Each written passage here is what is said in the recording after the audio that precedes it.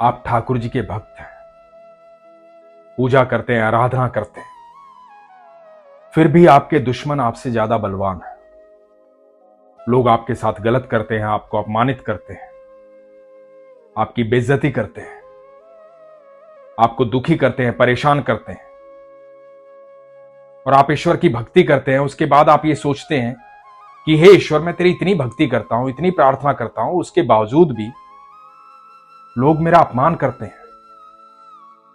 ऐसा क्यों होता है और इसका निवारण क्या है? यह प्रसंग बड़े ध्यान से सुनिएगा, यह आपके प्रश्न का उत्तर है। हरे कृष्ण दोस्तों, मैं हूं अनुज शर्मा। जयदेव प्रभु जी। जयदेव प्रभु जी वो हैं जिन्होंने गीत गोविंद लिखा। जगन्नाथ भगवान के अनन्य भक्त, ठाकुर जी के अनन्य भक्त, ठाकुर जी से बेहद प्रेम करने वाले, सुबह शाम दिन रात भगवान की आराधना में विलीन रहने वाले, भगवान का नाम जाप करने वाले, चाहे कष्ट कितना भी बड़ा हो, उनकी ईश्वर भक्ति कभी कम नहीं होती थी। संस्कृत के सबसे बड़े कवि सम्राट, उन्होंने लिखा गीत गोविंद। एक बार भजन कीर्तन करके कहीं से आ रहे थे, रात्रि का समय था, बैलगाड़ी चला रहे थे, जो दान दक्षिणा मिली थी वो साथ लेकर आ रहे थे, यही जीवन यापन का साधन था। रास्ते में 4 लुटेरे मिले। वो 4 लुटेरे बड़े आराम से उनको बोले कि आप हमें आगे छोड़ देंगे क्या?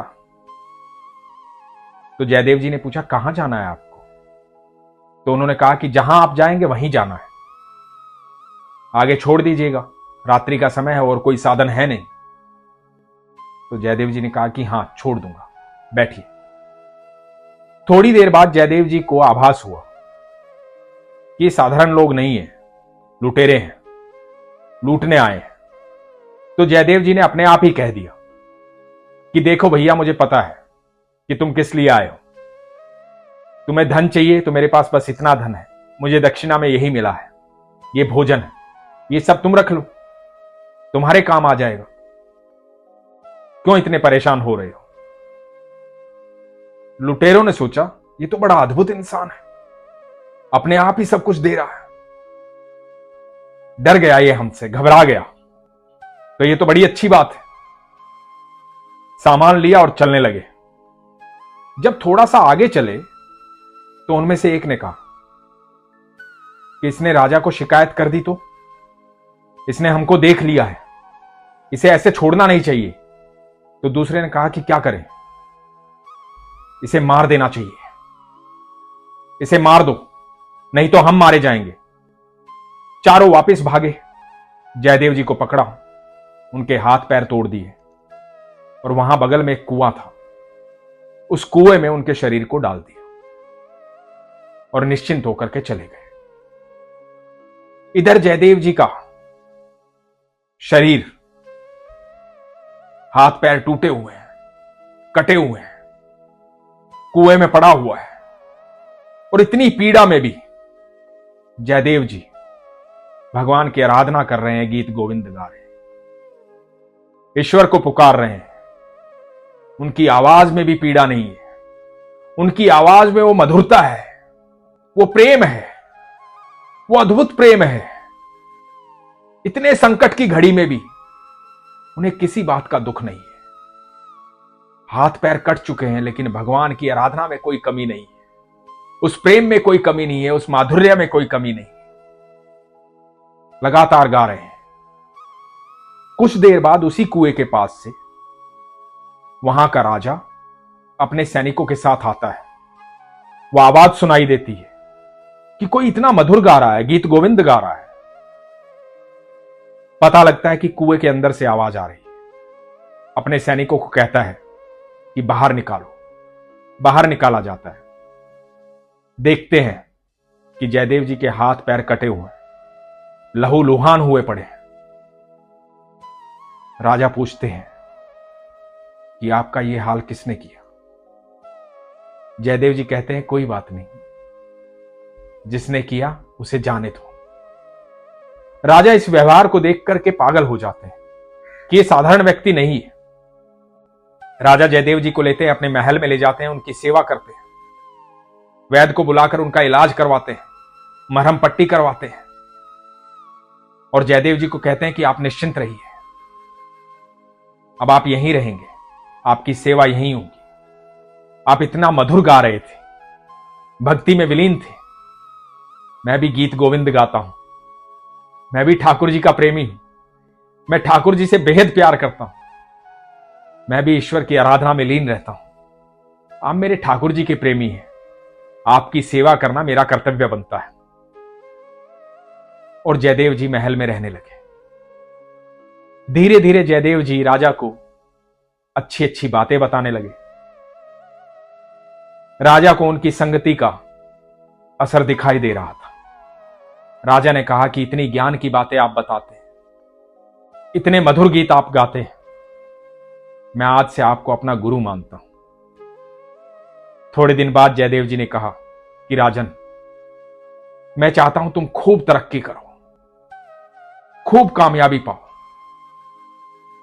तुम्हारा राज दूर दूर तक फैले, उसके लिए तुम एक कार्य करो। तो राजा ने कहा कि बताइए गुरुवर। तो जयदेव जी ने कहा कि दान देने से मनुष्य के सारे प्रारब्ध खत्म हो जाते हैं।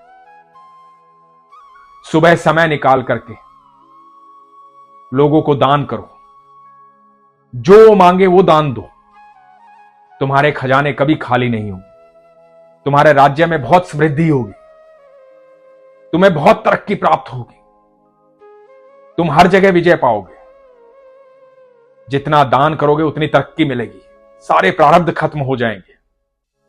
राजा ने कहा कि ठीक है, कल से यही होगा, आपकी आज्ञा मानी जाएगी। राजा के सिंहासन के पास ही जयदेव जी बैठते थे। सुबह सुबह ब्राह्मण आते, संत आते, साधु आते, फकीर आते, जो भी आता, जो कुछ भी मांगता, उन सबको प्राप्त होता था। इधर इन चार लुटेरों को पता लगा कि राजा सुबह सुबह दान करता है, जो मांगो वो देता है। ये चारों भी ब्राह्मण का वेश बना करके राज दरबार पहुंचे। इन्होंने देखा कि सामने गद्दी पर राजा के साथ ये वही व्यक्ति बैठा है जिसके हाथ पैर इन्होंने काटे थे। ये घबरा गए, ये उल्टे लौटने लगे। जयदेव जी ने इनको देख लिया था। जयदेव जी ने राजा को कहा कि इनको रोकिए, इनको जाने मत दीजिए। सैनिकों ने उनको रोका। जयदेव जी ने राजा को कहा, ये मेरे गुरु भाई हैं, ये जो भी चाहते हैं राजन इनको दीजिए, इनको इतना दीजिए कि इनको जीवन में कभी भी कहीं भी मांगने की जरूरत ना पड़े। राजा ने कहा कि आपने पहली बार किसी के लिए कुछ कहा है, आपने पहली बार कहा है कि मेरे गुरु भाई हैं, इनको दीजिए। मैं अवश्य इनको इतना दूंगा कि इनको जीवन में कभी मांगने की आवश्यकता नहीं हो। राजा ने चारों को भरपूर दिया। ये लुटेरे हैरान थे कि ये हो क्या रहा है। राजा ने अपने सैनिकों को कहा कि ये जहां जाना चाहते हैं इनको छोड़कर आओ। सैनिक लुटेरों के साथ गए, रास्ते में विश्राम के लिए रुके। लुटेरों से पूछा कि एक बात बताओ, जो तुम्हारे ये गुरु भाई हैं, हमारे राजा के गुरु जी, इनके हाथ पैर क्यों नहीं है? क्या हो गया था इनके साथ? लुटेरों ने कहा, जाने दो, ये तुम्हारी आस्था की बात है, तुम्हारे राजा के गुरु हैं, हम सच नहीं बता सकते। सैनिकों ने कहा कि नहीं, बताओ सच क्या है। लुटेरों ने कहा कि हमारे गुरु के आश्रम में इन्होंने चोरी की थी।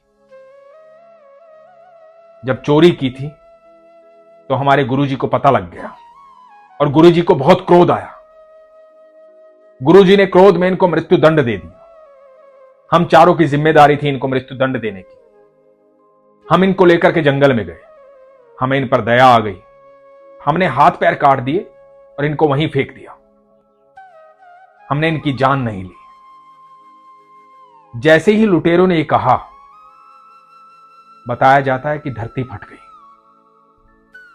आंधी तूफान आ गया, भूचाल आ गया और चारों लुटेरे धरती में समा गए। इधर सैनिक जब वापस राज दरबार पहुंचे, उन्होंने सारी बात राजा को बताई। जब राजा को यह बात पता चली तो राजा ने जयदेव जी से कहा कि गुरुजी, मैं सच जानना चाहता हूं, जो कुछ भी सच है आप बताइए। तो जयदेव जी ने कहा कि जो तुम गीत गोविंद गाते हो ना, ये मैंने लिखा है, ये रचना प्रभु ने मुझसे करवाई है। मैं जयदेव हूं। जयदेव जी का इतना कहना था कि राजा उनके चरणों में गिर गया। कहा कि आप मेरे गुरु हैं, मैं तो बचपन से गीत गोविंद गाता हूं, मुझे अद्भुत अनुभूति होती है, मुझे क्षमा करें, मुझे इस बात का ज्ञान नहीं था। लेकिन मैं आपसे जानना चाहता हूं कि आपके साथ उन्होंने इतना दुर्व्यवहार किया, उसके बावजूद भी आपने ये कहा कि इनको इतना धन दो, इनको घर छोड़ के आओ, इनको इतना धन दो कि जीवन में कभी मांगने की आवश्यकता ना पड़े।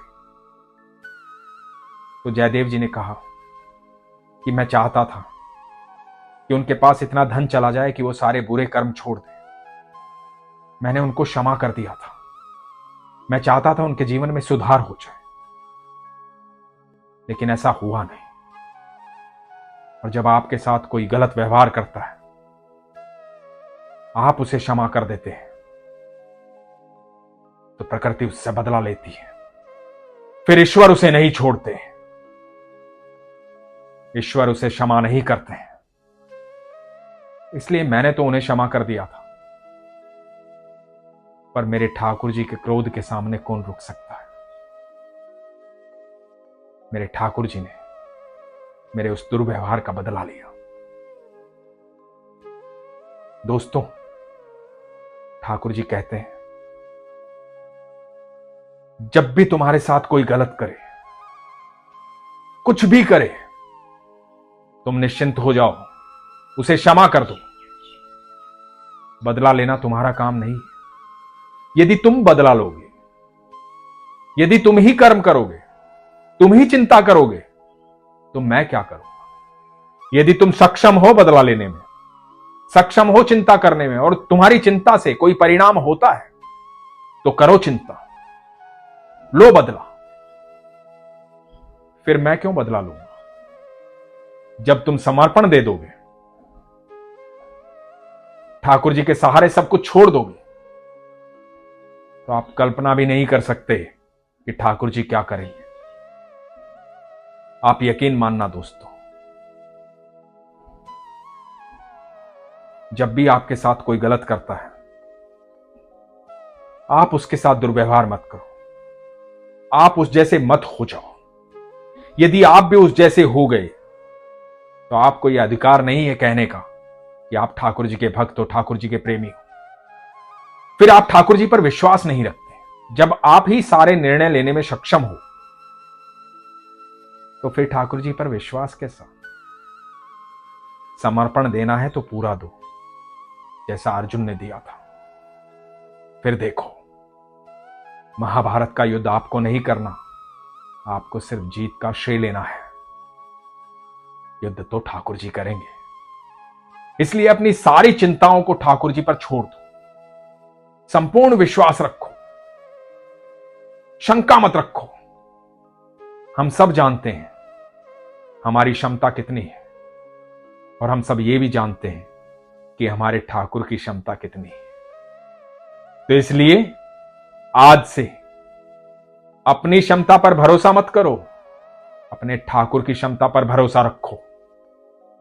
चाहे स्थिति कैसी भी हो, कितने भी संकट में हो, विश्वास रखो, जो कुछ भी आपके साथ हो रहा है वो ठाकुर जी की इच्छा है।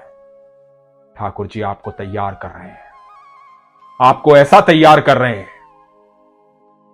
आपको विजयी करना चाहते हैं, ताकि आप उस विजय को संभाल पाएं, ताकि आप उस सफलता को संभाल पाएं। आपको इतना सक्षम बना रहे हैं, इतना सक्षम बना रहे हैं कि दुख आपको देख करके घबरा जाएगा। इसलिए ठाकुर जी द्वारा सक्षम बनाए जाना चाहते हो, तो अपने विश्वास को प्रगाढ़ रखो। इसीलिए हमेशा कहता हूं, अपने विश्वास को मजबूत रखो, अपना ख्याल रखो। हरे कृष्ण।